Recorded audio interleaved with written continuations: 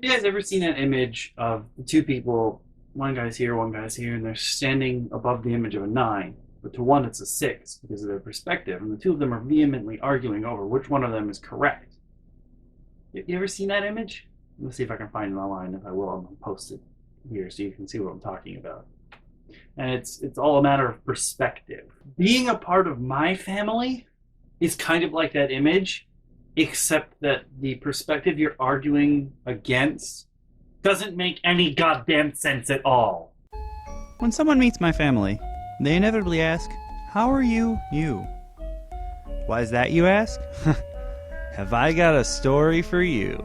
Okay, so last time the favorite child was visiting, speaking of not understanding the perspective that you're coming from not being right.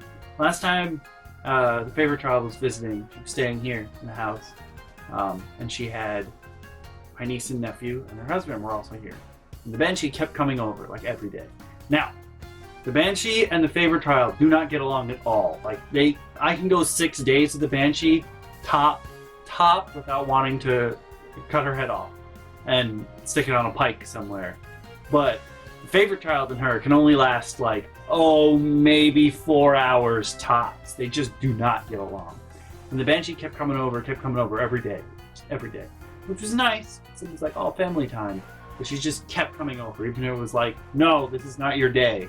At one point, the favorite child was like, okay, no, this is not your day to hang out with the kids. Okay, you can't have my kids all the time. And the Banshee, her reaction to this was to be like, well, I don't get to see your kids all the time, okay? As if somehow there was supposed to be some evened out, doled out time spent with someone else's kids. That's kind of how parenting works. Like, they're your kids, so you have them.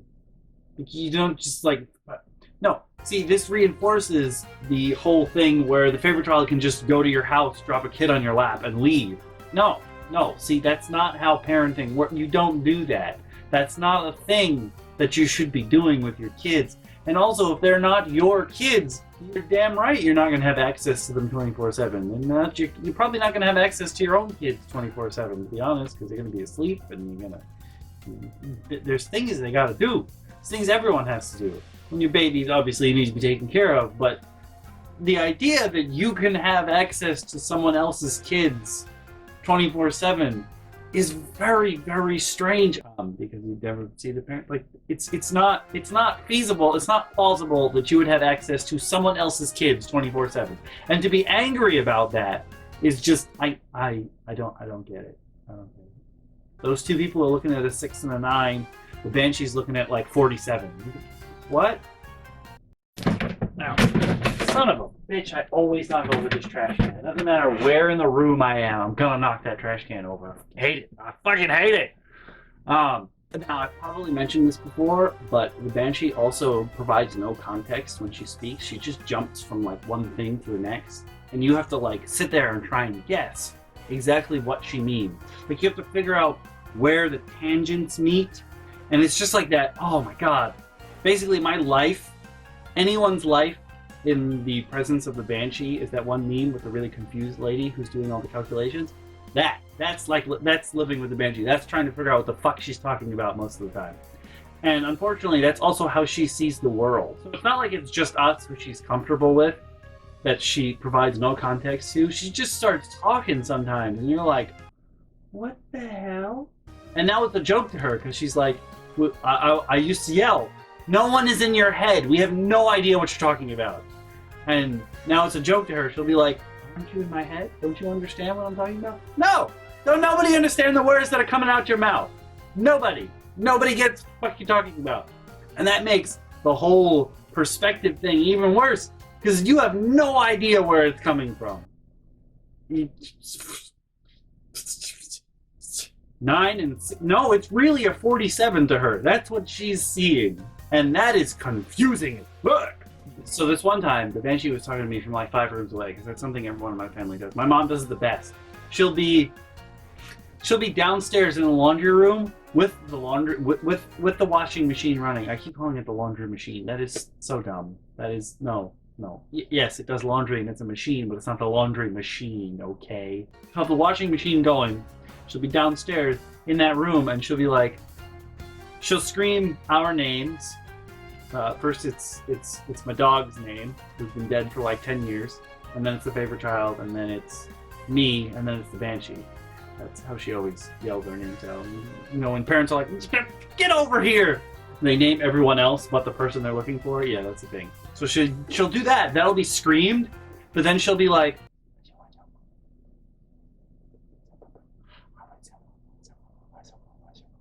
and you'll be like, what? And she'll go,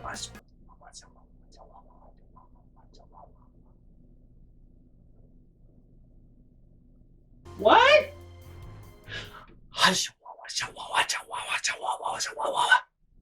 What are you saying? And then you'll get the scream, obviously, because how dare you not listen to me? I'm talking to you! But it's not. I don't know what you were saying before. It kind of sounded like you were Shy Ronnie in the Lonely Island video. Like, I don't know what you were saying, but it was definitely not language. It might have been some sounds that you thought were language, but from 85 rooms away with machines going, and I probably have music going, and other people were probably doing stuff along the way. I don't know what you were doing, but it was not that.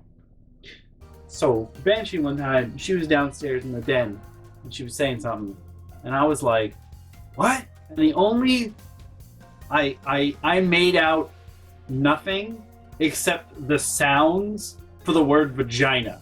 And I don't know why that's what I heard. Apparently that's an activator phrase for me, but out of all the sounds that I heard that I thought were language, 3 of them came together in the center, and I was like, what about your vagina? And she was like, what? And I was like, I don't know what you said. That's the only 3 sounds I could make out and put together into a word, because you are too far away. And I don't know why this is the one time in your life you've tried to be quiet. She puts the TV on at like volume 8,000. It's fucking deafening whenever she's watching TV. I don't know why that was the one time in her life she decided to use her inside voice. It's like Grim using his inside voice. He doesn't have one. I don't understand where that inside voice came from with the Banshee, but I swear I thought she said end of vagina, and she was like, what? And she got so pissed. She basically turned into Colossus from the X-Men arcade game. And I was like, I honestly have no idea what you said. There was probably language in there, but I have no idea what you said from here. Oh, but my favorite thing that the Banshee has ever argued about, by far, is, okay, so when Oo was still living with us at one point, we had this conversation because we started eating tortilla chips, and I extolled to them the virtues of Salsa Con Queso because I fucking love Salsa Con Queso. One, not as much as whiteboards, obviously, but I do love Salsa Con Queso. And it's weird because I can't eat peppers. I don't know if you know this, but like my mom roasts peppers, it actually will kill me. I get terrible chest pains and my body's all racked with pain. I can't move, and it's bad. And if I eat them, I shit a storm. Like an actual shit storm comes out of my butt. Like a little funnel cloud comes out, brown funnel cloud, and I'm just incapacitated for the rest of the day. But I can eat salsa con queso fine. I don't know why. It's just some salsa con queso. Also, that Velveeta real cheese salsa con queso is disgusting. Do not eat that. Stick with the Tostitos brand, okay? Just stick with it. And I had extolled to them the virtues of salsa con queso. And my aunt was like, I like the taste of salsa. And I like cheese. And I like them combined. But I don't like the texture. And the Banshee was like, oh, so we can get you salsa-less salsa con queso. And I look at her, and I'm like, she's like, it's a thing they make. They make salsa-less salsa con queso. And I'm like, cheese? Yes, they make cheese. Yes, that's a thing. And she's like, no, I mean salsa-less salsa con queso. It tastes like salsa con queso, but it doesn't have the salsa in it. And I'm like, no, because that's actually what the name is. And the weird thing is she speaks Spanish too. Like, These are not foreign concepts to her. You're literally saying salsa con queso. That is salsa with cheese. Salsa with cheese. If you take the salsa out of the salsa with cheese, it is not salsa with cheese tasting cheese. It is just simply cheese. And after I explain this to her, my aunt looks at me and she's like, "She's serious though?"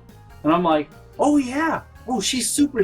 My sister, the Banshee, was super fucking serial. That they do in fact make salsa con queso, which would just be cheese. Maybe spicy cheese, she means? Like, sure, there are kinds of cheese that are spicy, but there is no salsa con queso, because that's what salsa con queso is. It is salsa with cheese. That is exactly what it's not possible to have salsa con queso. Because no, that's not, it's not possible. You can't tell me. We had a serious argument about this. Like, she almost stormed out of the house because she refused to accept there is no salsa con queso. You mean cheese? If you take the salsa out of salsa con queso, then it's just queso, which is cheese.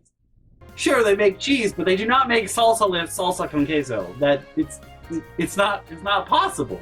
Unless maybe there's some kind of flavored goop that's supposed to simulate salsa con queso, but they don't sell salsa con queso. You can't go to the store, pick up a container of salsa con queso that says minus salsa, because it's what it is. That's actually what it is. And just, these are the arguments that I spend my time having with this family. That salsa-less salsa con queso exists. It does not. It can't. Oh my god. So I'm gonna tell you one thing. You know my mom stabs people when they try and take a check from her at restaurants. Well, she gets hangry really often as well. And I have two really great hangry occasions. Okay, so my mom does this thing where I'm sure a lot of your parents have done this at one point or another, where they have a cup of coffee and they just leave it places. My mom leaves cups of coffee everywhere. It's a thing. And then she'll come in and be like, "Have you seen my cup of coffee?" And you'll be like, "No. Did you check this room? Did you check that room? Did you check that room?" And she'll be like, "Oh, found it." And this one time, I went down into the bathroom, the white bathroom, because that's where I shave. I don't actually shave in the pink bathroom, even though I shower in there. I go all the way downstairs to the white bathroom. I don't know why. It's a weird thing. Really weird. But, so I went to shave down there, and I went to pick up my can of shaving cream. And for some reason, there was black goop on the top, which I assumed was coffee that someone had spilled. I don't actually know what it was, but it was definitely, it looked like coffee. It smelled vaguely like coffee, and I was like, did somebody spill coffee in the white bathroom? And we were supposed to be leaving to go get food. And my mom goes, "What?" And I'm like, "Well, I went to shave, and I shook the can, and like black, brown, goopy stuff flew out. So obviously someone was in the bathroom, and they had coffee, and they must have spilled it and not cleaned it." And I'm like, I didn't see your coffee cup in there, but that doesn't mean you weren't in there with a coffee cup. But also, it's a bathroom. Why are you bringing the coffee to the bathroom? Again, something a lot of people in my family don't seem to understand. The bathroom is an exit-only room, thank you. You don't eat on the toilet or drink. That's weird. No, exit-only room. You go in there to get rid of your excrement, not to add to it. So I'm laughing about this because I think it's hilarious that someone spilled, because I keep my shaving cream container like on the counter. So it must have been like someone had put it down on the counter when they sat on the toilet, and they must have knocked it or something, or shook it when they slammed it or something. And my mom's like, "What are you talking about?" And I thought originally she was mad that I was insinuating that she spilled her coffee, which is something she does all the time. A lot of the time our cars smell like coffee because at some point my mom spills coffee all over herself in the car. It's a pretty common occurrence. What it turns out she was mad at was she didn't understand that our bathrooms are color-coded. We've been here like 8 years now. She doesn't understand that the bathrooms are color-coded. Pink, blue, white. They're color-coded. And she was so hangry at that point that I was like, "In the white bathroom." And she goes, "In the where? We don't have a white bathroom." And I'm like, "What?" And the Banshee's with me, and she's like, what? Yeah, you do. You have 3 bathrooms. They're color-coded. And I'm like, thank you. We have color-coded bathrooms. Blue, pink, white. And my mom goes, no. If anything, it's beige. And me and my sister look at each other, and we're like, God damn, she hangry. Damn. We had to explain to her the concept, and she was like, get in the car, I want to eat. And we were like, yeah, that's the concept right there. Uh-huh. Mm-hmm. And then we went out to eat. Now, when I was in college this one time, that sounds weird. We went to Subway, the food chain, where they make you sandwiches and stuff. And it was at the time that they had just debuted the Italian herb and spices Italian herb and spices bread. It's like, that's what everyone gets. It's the best bread there. But when it first debuted, it was the second Italian bread. So there's Italian bread, and then there's Italian herb and cheese. Herb and spice. Why do I keep doing that? It's because I was talking about cheese before. There is no salsa-less salsa con queso. If someone knows what salsa-less salsa con queso is, and they want to explain it to me, like if you send me a picture of salsa-less salsa con queso, I will find that and I will eat it. Okay, I will eat the whole jar in one go. No, it doesn't exist. Okay. But anyway, so we're there, and when you go up to Subway and you start making your sandwich, they ask you what kind of bread you want first.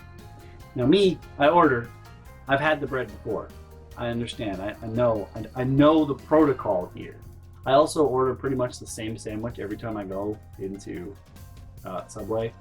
I order a really weird sandwich, and everyone always gives me a funny look. But I have tuna fish, provolone, and olives, and that's it. That's my sandwich. I love that sandwich. I don't know why. It's weird. Those 3 things don't seem like they would fit together, but god damn it, they're delicious. So I order my sandwich, and my mom comes up next. And she walks up to the counter, and the girl behind the counter is like, what kind of sandwich do you want? Or what kind of bread do you want on your sandwich? And my mom looks at her and goes, Italian. And the girl goes, which one? Now, there's a sign on the glass in every Subway that shows you the different kinds of bread. And that's where you stand when you make your order, when you start your order. And my mom goes, Italian. And the girl goes, which one? And my mom leans in real close to the glass. She gets real close to the girl and she goes, Italian. And me, I've kind of slid down because I'm telling them the rest of my sandwich contents. And I see when my mom leans in that some shit is about to go down. And I'm like, turn my head real slow. I'm like, oh no. And the girl's like, no. Which kind of Italian bread? And my mother is now too angry to read things. So I walk over, I'm like, and she just kind of gives me this death glare, and she's like, I want Italian bread for my sandwich. And the girl's like, no. Which Italian bread? And my mom's like, Italian! And she's starting to get more and more angry. And I'm like, there's a sign. You see this? There's more than one. And she's like, I know there's more than one. I want the Italian one. And I'm like, no. See, you're not listening to us. Which Italian one? There's more than one Italian bread. And my mom's like, I know there is, but here, I want the one here. That's Italian bread. And I'm like, no. Look at the visual aids. You see there's more than one Italian bread? And she's like, I know there's more than one type of Italian bread, but I want Italian bread on the sandwich. And the girl is looking at me, and I keep looking back at the girl. I'm like, I like, you got an arrow or something? Like, I gotta, make her see that there's two, but it's not really possible. So, besides the fact that I don't like driving when my mom is in the car because she grabs the wheel when there's a pothole and tries to murder us, or, she might have cut my brake line because that's what happens when someone tries to kill you in a car. I also don't like going out to eat with my mom because there's a good chance we're going to get into a fight over absolutely nothing. And I don't mean we as in me and her. I mean her and whoever the staff of said restaurant is. There's a good chance there's going to be a fight for absolutely no reason. In this case, because my mom apparently can't read. Because as the Laundry King has told us all, reading is hard. Hey there, guys and gals. Thanks so much for watching, as always. If you click the link on the left, you'll be taken to the previous episode. If you click the link on the right, you'll be taken to the playlist, where you can watch them all.